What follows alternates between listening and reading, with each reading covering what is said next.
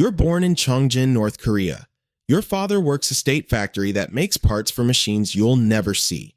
Your mother stands in the ration line every Thursday before dawn.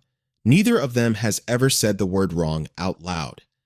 You understand early that saying it is the most dangerous thing a person can do. School teaches you 4 things. The state is eternal, the leader is the state, loyalty is survival, and questions are where betrayal begins. You absorb all of this without resistance, the way cold absorbs into concrete. Slowly, completely, permanently. In your 3rd year, a classmate is removed from school. His desk is gone by the afternoon. The teacher doesn't pause. You don't pause either. Some absences are instructions. At graduation, a party official stands at the back of the room. He watches the boys the way a man reads a list he has already decided. His eyes stop on you and stay there. You're 19 when they offer you the post. The man from the party sits across a desk in a room with a portrait on the wall and a single overhead light. He doesn't ask if you want the job. He tells you you've been selected. In this country, selected and assigned are the same word. The terms are simple. Double ration. Housing inside the compound perimeter. A uniform that means something. The alternative is a factory quota or an agricultural brigade. Same hunger in dirtier clothes. You sign the form. Your hand doesn't shake. Training lasts 21 days. The first week is ideology. The state is the family. Prisoners are enemies who forfeited their place in that family by betraying it. They are not to be spoken to, reasoned with, or considered as anything other than what the state has classified them. The instructor uses one word for them throughout, and by day 3, you use it too. Pigs, not as insult, as category, the correct word for what they are. The second week is procedure, posts, counts, reporting structure, response protocol. The third week is rifle qualification and drills. Nobody explains what a normal day looks like. You learn that later. The uniform is fitted on day 20. Gray-green, stiff at the collar. You put it on and stand in front of a washroom mirror. You stand differently in it. You're not sure if that's the uniform or you. On day 22, a truck takes you north. Nothing prepares you for the smell.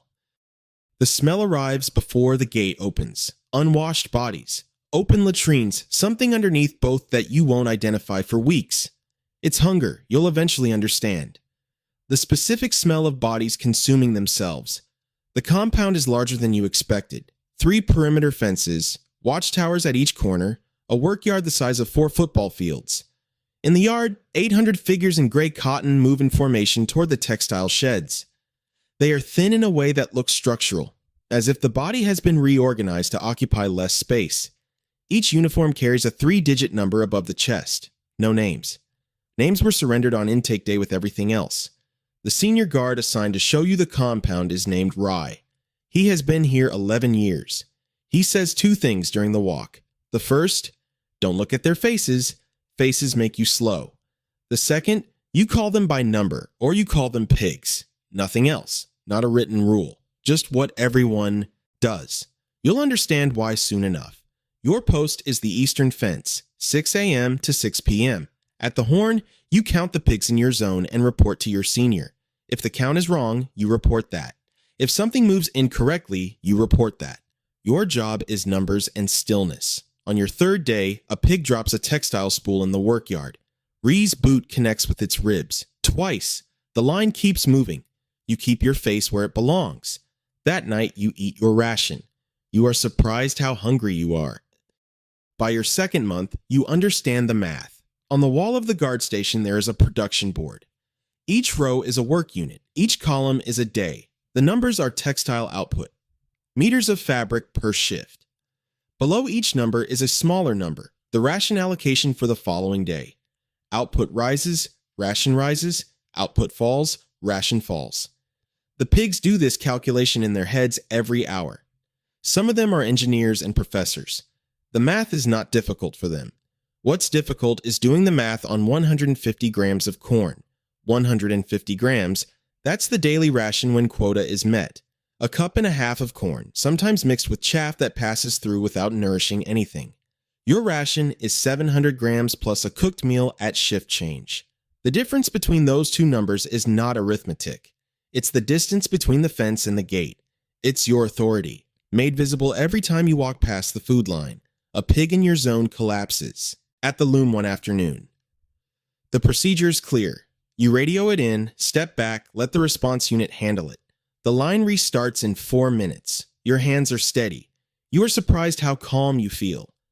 That same week, Ree explains the incentive structure. His tone is identical to the one he uses for routes and schedules. If a pig attempts escape and you neutralize it, you receive a formal commendation. 3 commendations equal 3 university placement points. Enough points, and you leave this place. Pyongyang. A degree. Something else. This is official policy. It has a name in the administrative manual. Guards have manufactured the conditions for a shot and collected the points. Everyone knows this. Nobody says it. You don't think about it again for 2 years. Then you meet Pig 114. The execution happens on a Wednesday morning in February. A pig from Block 7 had passed a folded note to a supply worker during a delivery. 3 sentences about conditions inside the compound. It was classified as contact with hostile elements. The classification carried a mandatory sentence. The entire compound would watch it carried out. 640 pigs stand in the main yard. Minus 14 degrees, a wind off the northern hills that moves through gray cotton like it isn't there. The pigs have been standing since 5 a.m. Some have rags inside their shoes. Some have nothing. You have stopped noticing the feet. Your role is the outer ring. You ensure no pig in your line looks away. One drops its eyes to the ground. You step forward and correct the angle. The face that comes up doesn't look at you. It looks at what it has to look at. The sentence is carried out. You move on. That is how it works here. You move on. Afterward, the commander reads commendations. Your name is on the list. 1 university placement point recorded in your file. A day off rotation. You eat a full meal that evening. It tastes like food. That same week, Pig 114 is assigned to your eastern zone. 3 digits on gray cotton, same as all the others. It keeps its eyes where they belong and moves correctly. But on the 3rd day, during the afternoon count, as you pass the loom station, it speaks quietly, at the ground, at nothing in particular. The cold is breaking, it says. You can smell it. You walk past without slowing. You don't report it. That night, you stare at the ceiling for a long time. Over the next 4 months, you learn 3 things about Pig 114. It was a hydraulic engineer before. It designed irrigation systems for agricultural collectives in the South. It is here because a letter to a cousin in China was intercepted and classified as contact with a foreign element. Its sentence is 15 years. It has served 4. You learned all of this without asking. That's how careful you both are. The interactions are never direct and never long. A few words during zone counts. A sentence at the fence during perimeter checks. 114 never looks at you. You never slow your pace. Whatever passes between you passes in the margins of routine, in the seconds that aren't logged anywhere. What it gives you is hard to name. Not information, just observation. About the spring flooding in the eastern yard, about how the textile quota was designed by someone who had never operated a loom. The kind of thinking that tells you a mind is still running behind the number stitched to the chest. What you give it. 40 grams of corn, twice a week, left near the eastern fence post at shift change. A 10-second look away when the count in your zone falls 1 short. You tell yourself it's nothing. 200 grams of corn a week isn't mercy, it's arithmetic. But you've told no one. That's already a named violation in the administrative manual. You check your corners when you leave the compound. You sleep lighter. One evening, as you pass, 114 says quietly, "You're not like the others." You walk away without answering. That night, you don't sleep. You find out at roll call. Pig 114, escape attempt, neutralized, 0600. The duty officer reads it the same way he reads everything, shotgun, unit, number, status, time. Then, the next item. The guard who fired is named Park, 21 years old, 3 months posted. He will receive a formal commendation and 3 university placement points. He will probably be gone from this place within 2 years. You will never speak to him. You will never speak to him at all. You stand your post, you run your count. At the afternoon horn, 640 pigs move from the work yard to the food line. 150 grams each, distributed by ladle into metal bowls worn smooth at the rim. The pigs eat standing. Some spill and don't retrieve it because bending without permission is its own violation. You watch all of this and your hands are steady. That evening, at shift change, you pass the eastern fence post. The 40 grams of corn you left 2 days ago, wrapped in paper, is still there. It had not been collected. 3 weeks later, you are called before your section commander. An informant noted irregular proximity between you and Pig 114 over several months. Extra rations, deliberate lookaways during count. You are given a form. You write a self-criticism, 6 sentences. Ideological deviation, failure to maintain correct distance from enemies of the state. You rate it aloud to your unit. Your voice doesn't shake. Debt paid, your file noted, you remain useful. By 32, you manage the intake process, new arrivals, classification, work unit assignment. The violence is handled by younger guards now. You've been promoted to the part of the machine that wears a desk. You tell yourself the small delays you engineer, a form filed slowly, a classification that buys someone a week, are doing something. You know the truth. You're laundering your conscience one delay at a time. The senior guard who walked you through the compound on your first day dies of pneumonia in the facility infirmary 1 January. He is 45. There is no ceremony. His name is read at morning roll call. Then the day continues. 500 guards stand in formation at the announcement of his replacement. You stand near the front. You've earned that. The new director arrives from Pyongyang 3 weeks later. He is 38, pressed uniform, no marks on it. He uses the word modernization in his first address. He talks about efficiency, about administrative accuracy, about the facility's profile in an era of increased scrutiny. He doesn't use the word pigs. You notice this.